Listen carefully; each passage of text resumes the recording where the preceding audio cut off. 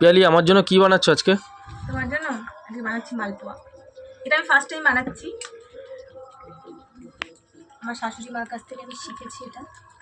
আচ্ছা, এরকম ফোলা ফোলা মালপোয়া। এটা আমি ফার্স্ট টাইম বানাচ্ছি, মানে আমার শ্বশুরবাড়িতে আমি যখন বানিয়েছি আমার শাশুড়ি মাই মোটামুটি ব্যাটারটা রেডি করে দিয়েছিল, বাট আজকে আমি নিজে নিজে ব্যাটার করেছি, সমস্ত কিছু নিজেই।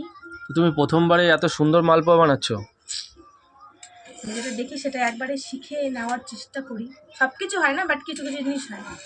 এই যে আমি এক ঝুড়ি মানে ঝুড়ি বলছি, এক গামলি আমি মেখেছিলাম, আর মোটামুটি ভেজেছি আর খাওয়া হয়ে গেছে। আর এই যে কয়েকটা রয়েছে, মানে কিছু কিছু রয়েছে। আর এই দেখো, মানে এদিকে বানানো হচ্ছে আর গরম গরম খাওয়া হচ্ছে।